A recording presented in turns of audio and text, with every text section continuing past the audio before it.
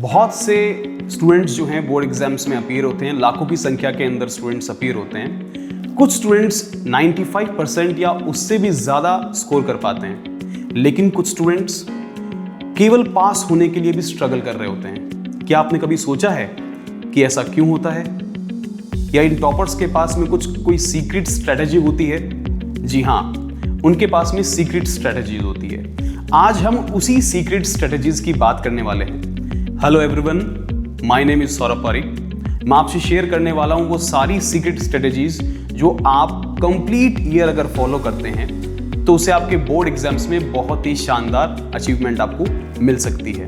आज हम बात करने वाले हैं पूरे साल आपको पढ़ाई किस तरीके से करनी चाहिए, किस तरीके से आपको अपना टाइम टेबल बनाना चाहिए, कौन कौन सी ऐसी मिस्टेक्स है जो आपको नहीं करनी चाहिए, किस तरीके से हम कॉन्फिडेंस को मेंटेन रख सकते हैं। तो चलिए बिना किसी डिले के शुरुआत करते हैं। पॉइंट 1, सबसे पहले हमें बोर्ड एग्जाम की प्रिपरेशन दिसंबर, जनवरी या फरवरी से स्टार्ट नहीं करनी है। हमें बोर्ड एग्जाम्स की प्रिपरेशन स्टार्ट करनी है डे 1 से।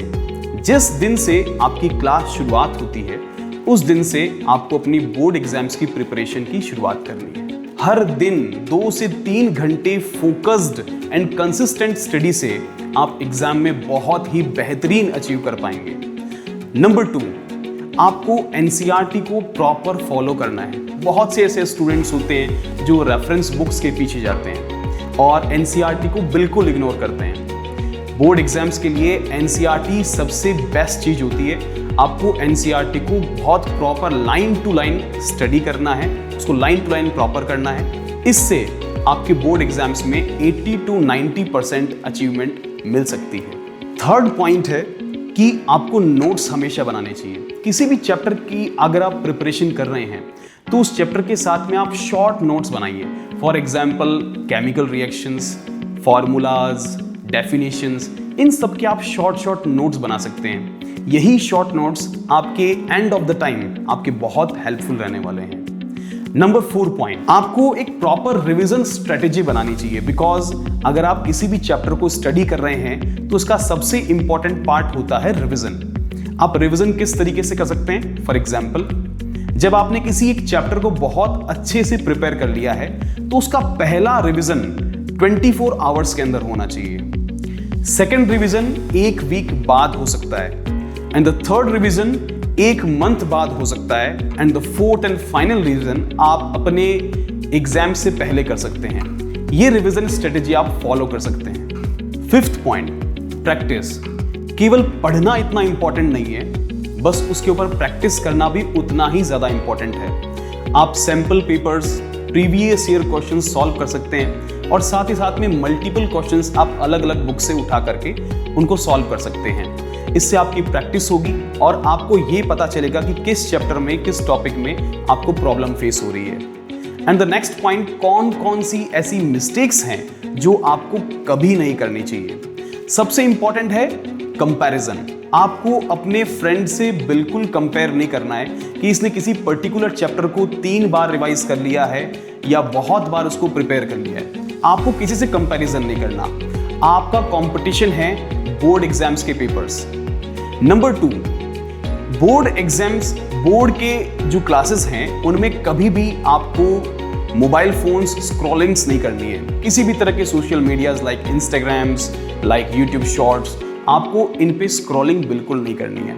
आपको थ्रू आउट द ईयर अपनी पढ़ाई पे फोकस करना है, मोबाइल फोन्स को कम से कम इस्तेमाल करना है। नेक्स्ट पॉइंट और सबसे इंपॉर्टेंट पॉइंट, एग्जाम्स के 1 महीने पहले हम क्या करें?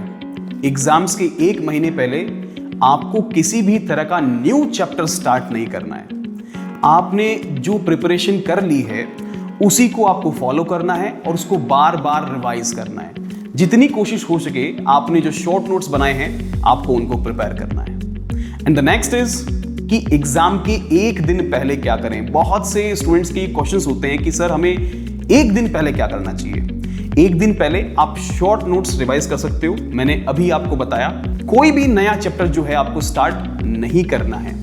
सबसे इंपॉर्टेंट बात, नेक्स्ट डे के लिए एडमिट कार्ड्स और जितने भी स्टेशनरी आइटम्स हैं सोने से पहले उसको कंप्लीट पैक करके आपको रखना है और कम से कम 7 to 8 आवर्स की आपकी जो है स्लीप टाइम होना चाहिए। अगर आप ऐसा नहीं करते हैं तो कहीं ना कहीं एग्जाम के अंदर आपको पैनिक सिचुएशन देखने को मिलेगी। आप जब एग्जाम हॉल में एंटर कर रहे हो तो बहुत कामली आपको एंटर करना है, बहुत ज़्यादा पैनिक सिचुएशन में आपको नहीं आना है। जैसे ही आपको पेपर मिलता है आप क्वेश्चन की रीडिंग बहुत कामली आप करें, और जब आप क्वेश्चन स्टार्ट कर रहे हो तो एक पॉइंट सबसे इंपॉर्टेंट है जिसको आपको ध्यान रखना है।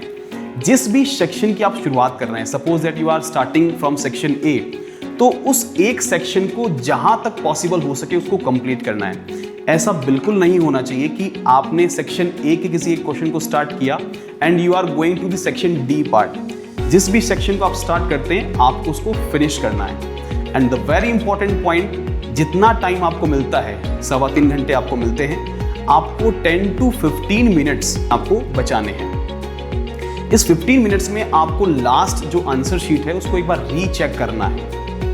ये सारे पॉइंट्स अगर आप फॉलो करते हैं तो आप बोर्ड एग्जाम्स में बहुत बेटर मार्क्स लेकर के आ सकते हैं। और जाते जाते एक लास्ट बात आप अपने दिमाग में रखें कि एग्जाम केवल आपकी नॉलेज टेस्ट नहीं कर रहा है, एग्जाम आपका पेशेंस टेस्ट कर रहा है, एग्जाम आपका डिसिप्लिन टेस्ट कर रहा है। तो आपको बहुत पेशेंटली और बहुत डिसिप्लिन से आपको अपना पेपर देना है। Thank you so much and the best of luck.